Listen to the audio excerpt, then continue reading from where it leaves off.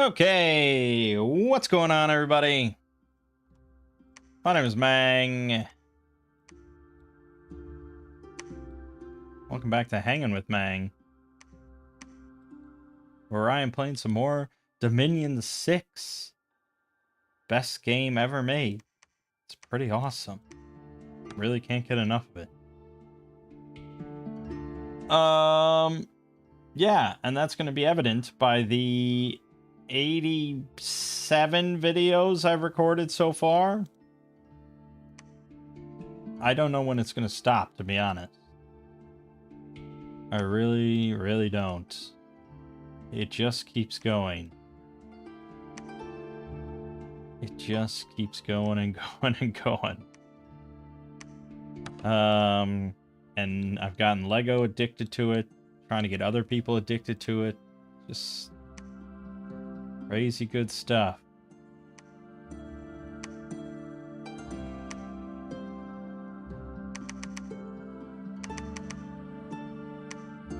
Crazy good stuff, man. But yeah, you probably already know my opinions on this game.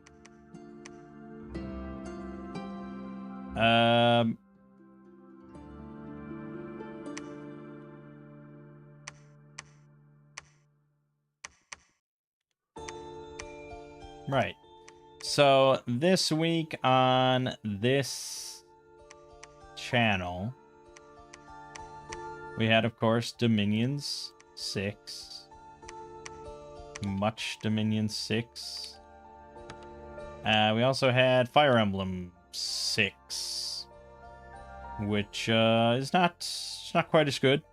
Certainly not quite as good, but you know, it was a fun game. I enjoyed Fire Emblem 6, and I also have Fire Emblem 11, an Iron Man run that I could upload, which is not bad. And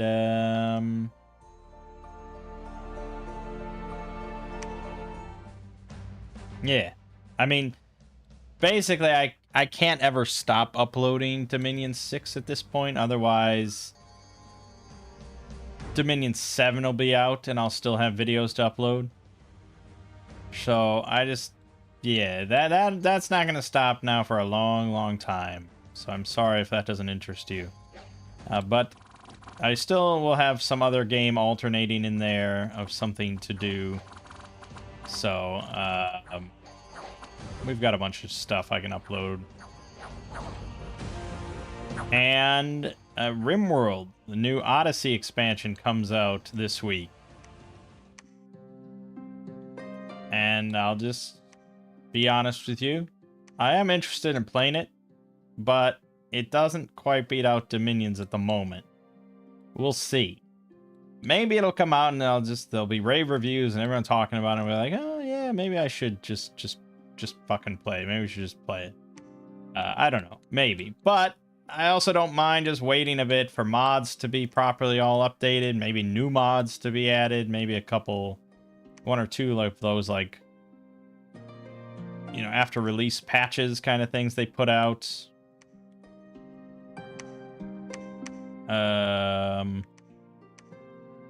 Obviously, Combat Extended has to be updated.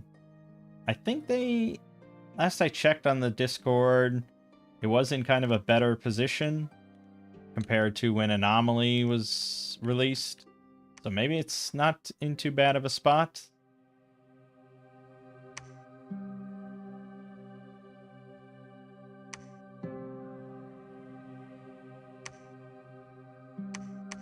I don't know. I'm not sure. But yeah, I'm not going to play without Combat Extended. I can guarantee that.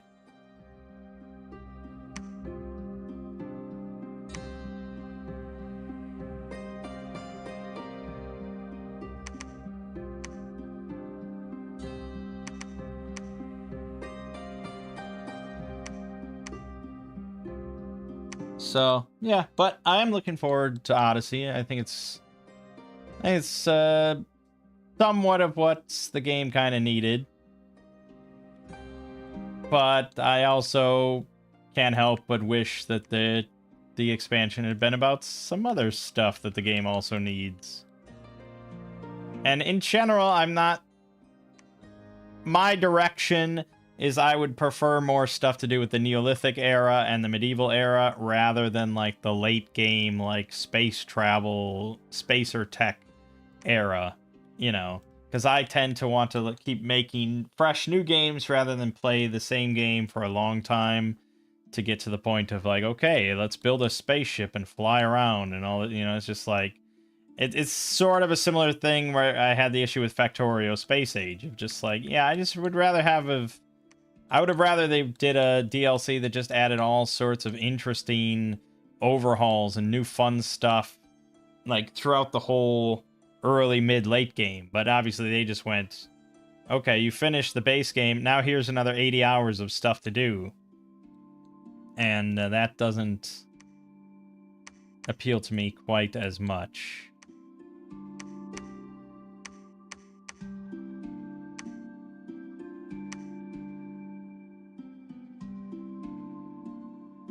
Not quite as much.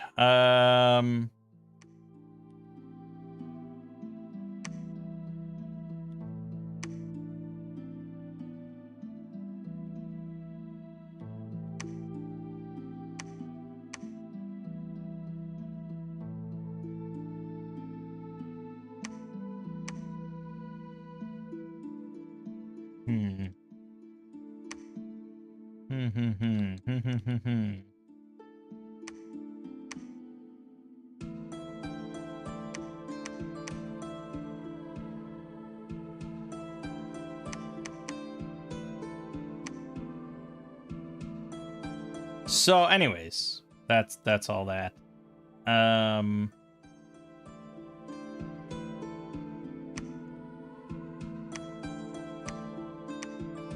the Exploring series, I put out a video on more neutralized SCPs. And it has done really well so far, actually. Let's see, what is it at now?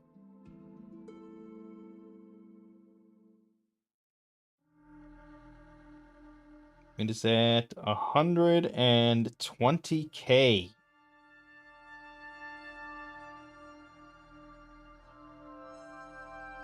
Yeah, 120K so far within a week, which is pretty good for me these days. I was pretty pleased. And I think it's almost entirely because I put a cool image of a flamethrower as the thumbnail. And people love flamethrowers. It's like a universal thing, I think. Except for people that were probably in Vietnam. Maybe they don't have such an enamor for flamethrowers. I don't know. It's hard to say. But, yeah. So, thumbnails are big. Gotta have a good thumbnail, and that was a good one. And it's good. It's good. Good. Can't complain about any of that.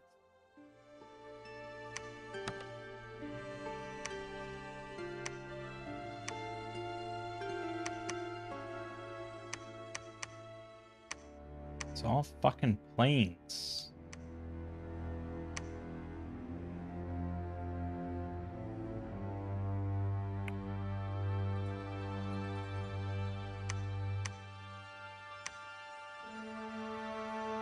Yeah, that would be pretty big.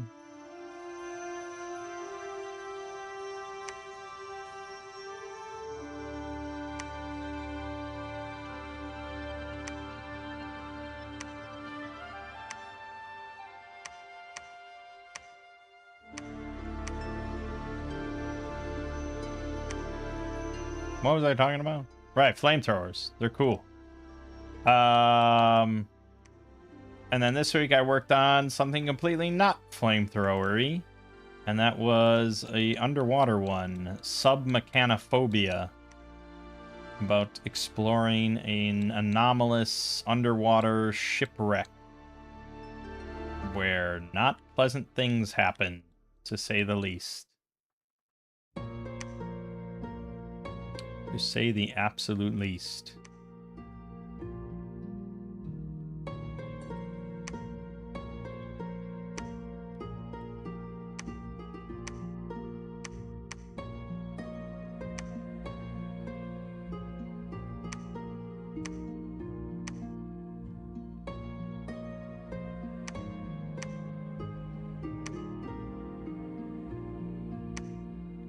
Ba-ba-ba-ba-ba.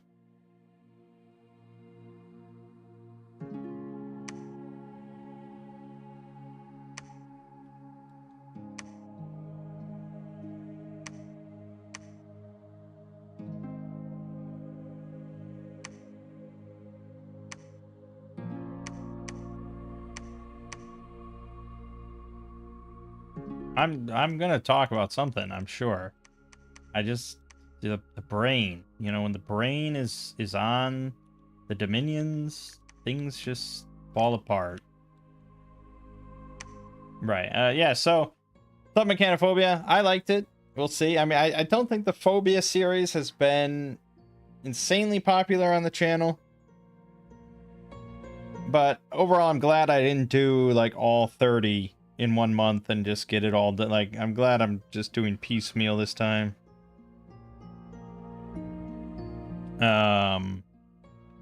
Yeah. And that's pretty much it for Exploring series. Business as usual, as they say.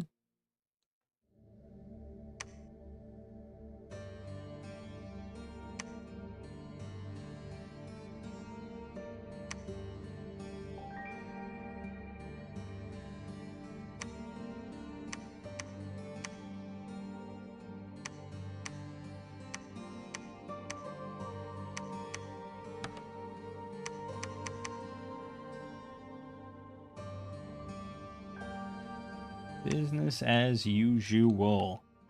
I don't really have much else to talk about, to be honest, because we still haven't played D&D in a while.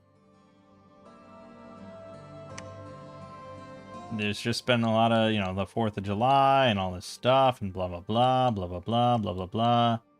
And it just hasn't come together to happen yet. But we're playing this week, so that's good. We'll get back to this Storm King's Thunder 13th Age. I've been reading, well, not that much, because, of course, I've been playing a lot of Dominions, but I've been reading some stuff about Storm King's Thunder. I don't know how much of this I talked about already, but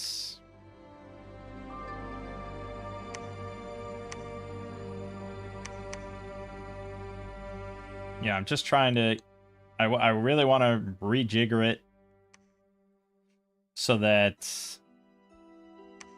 they have to fight through a lot of different giants, you know, many different giants, rather than just here's your one giant tribe you're fighting, now you're done, good job, you're heroes. I mean, that's not exactly what happens, but yeah, yeah. And a lot of people felt the same way, and there's been some good solutions. I think I did talk about this. One good solution I saw was that, like, so in the first session, the start of the whole campaign, which they have already done, you know, they go to Nightstone because there's goblin trouble, and they fight goblins, but they find out that cloud giants have dropped giant stones onto Nightstone. And also they find there's a giant hole in the center where the Nightstone was. And in the book, the Nightstone has no significance whatsoever. Like, it's like, I don't think it's ever mentioned ever again.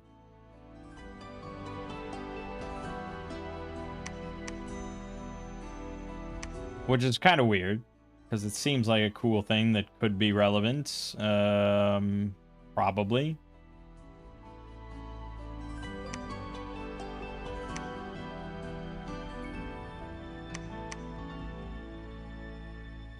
And so someone's solution to the problem of we want to fight different giant tribes was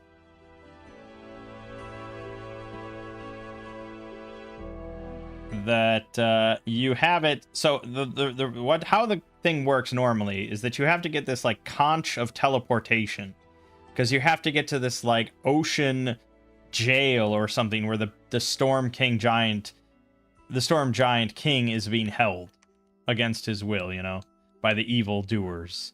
And so you have to go there to rescue him, and you have to get teleported in with this conch of teleportation. And normally you just have to rescue, or you have to go against one giant tribe of your choosing in order to get the conch, and then the whole party can go in. And so a bunch of people have come up with alternatives to that to sort of make it so that you have to go to different giants in order to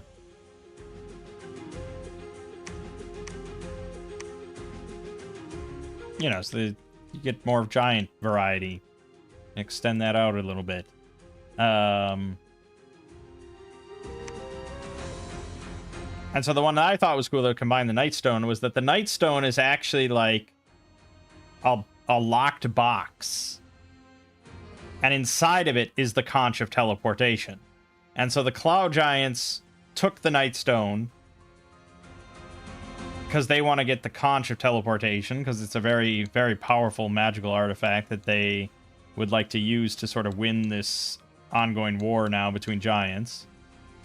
But the players need to get it in order to rescue the Storm Giant King.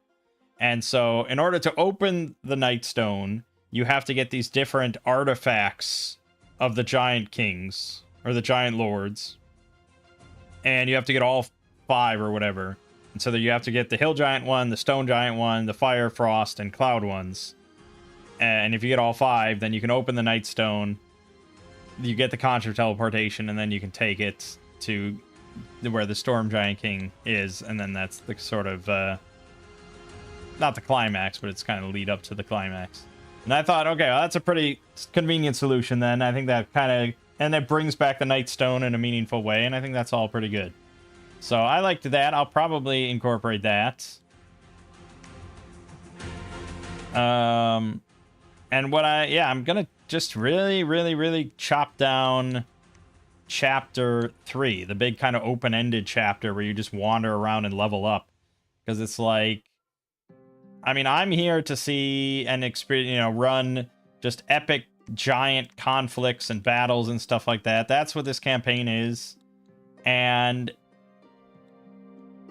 like, why do that? Like, I'd rather just run it as like a big montage or something, and just kind of maybe describe, or have the players also describe like some hijinks that they get up to, some side quests they did. Maybe have each person describe a side quest that the party went on and completed, and then what sort of like couple magic items they got out of it, And it's like, yeah, I know, and that's, some people will want to play through all that. That's great. But I could get that sort of experience from any campaign ever. Any campaign can just be a string of sandbox side quests until you reach high enough level and fight giants. We want to just fight the giants. That's how I feel about it.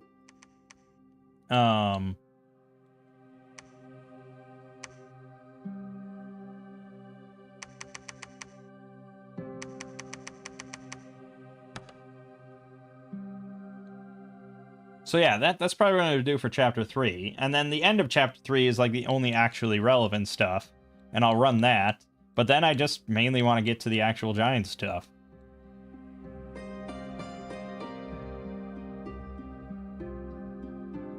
Which means I might... I might rewrite or change all of Chapter 2. Because if the meat of this campaign is that they're going to go through the Hill Giants, then the Stone Giants, then, I don't know, Fire or Frost. I don't know. Actually, I think I have... I think 13th Age puts... So, yeah, Frost Giants in 13th Age are 7th level. Fire Giants are 8th level. So, Stone Giants are actually 8th level, too. So, it would be Hill, then Frost, then Stone, then Fire, then Storm. And the thing is with the giants, like, you're not just fighting giant after giant. Like, they have a lot of lackeys. There's not that many giants. Especially giants that are going to be combat ready and geared and fighting. I mean, you could have a lot, but just for the sake of variety's sake, that's not really the best way to go. And I don't think that's really how it is in this campaign book for D&D. I mean, you're fighting, like, here, 1 stone giant, 2 stone giant, and, like, some piercers, black puddings, ropers, just in the stone giant section. Berserkers. There's a variety of things. But again, this book, D&D, they have a lot of these just like little battles or little encounters with like 1 or 2 giants. Whereas we want more set piece stuff. So I'd maybe do like a few battles and like the first battle maybe has 1 giant or no giants and just a bunch of lackeys or minions or creatures and stuff. And then the second battle is maybe a couple giants and some more lackeys. And then the third battle is like, okay, you fought some giants, now here's your fucking giant battle. The finale or something like that. But yeah, so I might rewrite the second chapter in which the players just kind of go to one of these towns and they experience it under attack.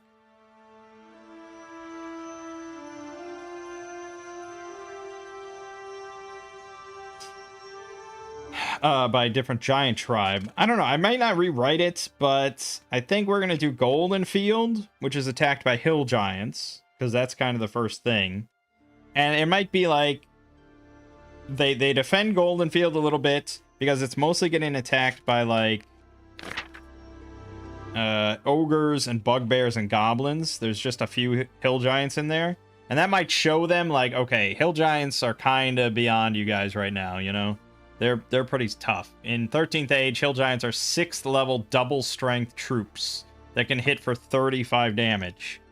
Keeping in mind that the average first level character is going to have like 20 or so.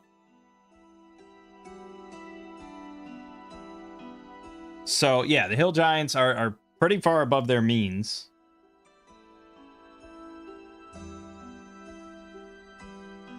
But I'm going to level them up to 2 after they do the Nightstone Cave and, you know, the cave encounters. So there'll be 2. And then there'll be 3 after the defense of Golden Field, for sure. And then we might do a montage to level them up to 4. Yeah, probably just give them, like, a big montage, fun encounter, get them some magic items, get them up to level 4. As like, okay, you need to do your training montage. You've seen the hill giants you're gonna have to go up against. You've seen how powerful they are. You're gonna have to go on some side quests. But rather than doing all the side quests, we just do a big montage, and then we run the end of chapter 3, where they kind of get the whole big picture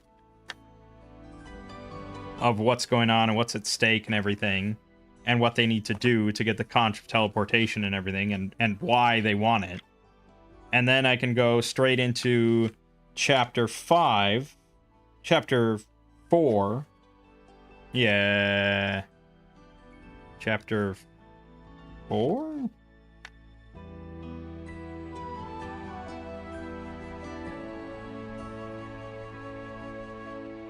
I haven't read chapter 4, but okay, so chapter 4 is where they learn everything going on. And then they might be level 5 after that. That could be. And then they can just go into chapter 5 and be like, all right, you're ready to take on hill giants now. Now is the time. And then after that, chapter 6, 7, 8, 9, blah, blah, blah. That's what I'm thinking right now. Just cutting out basically all chapter 3. But I don't think I need to really rewrite chapter 2. Just make sure they run Golden Field so they see hill giants in action. And it kind of gives them a bit of a connection with Golden Fields, and it's like, yeah, you guys gotta, you know, you gotta save this place, you gotta deal with these hill giants, but you gotta get stronger and blah, blah, blah. You know, it's an extra, like, personal commitment, theoretically. That's my thought. But yeah, the whole chapter 3, that's like the bulk of this book. Or like a giant section of this book. I just am not interested in running that. I get the idea that they're meant to level up and they're meant to see the what's happening across this region and what the giants are doing and things like that. But it's also just a lot of random side quests that don't have anything, and just like random encounters. And you're just fighting, like, Thunder Beast skeletons, and it's just like, I don't know, flying snakes. I don't know. We're here to fight giants.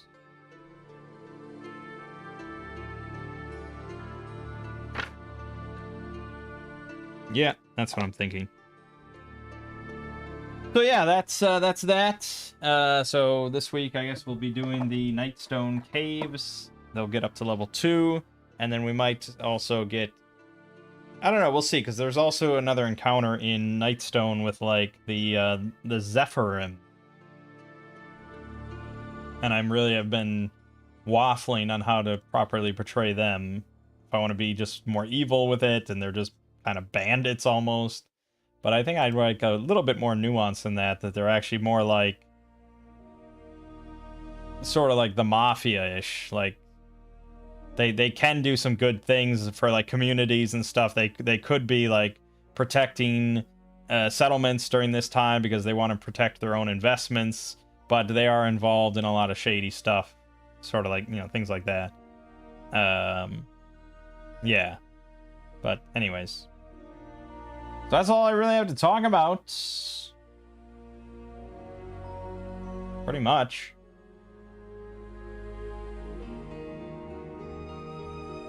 Yeah, pretty much.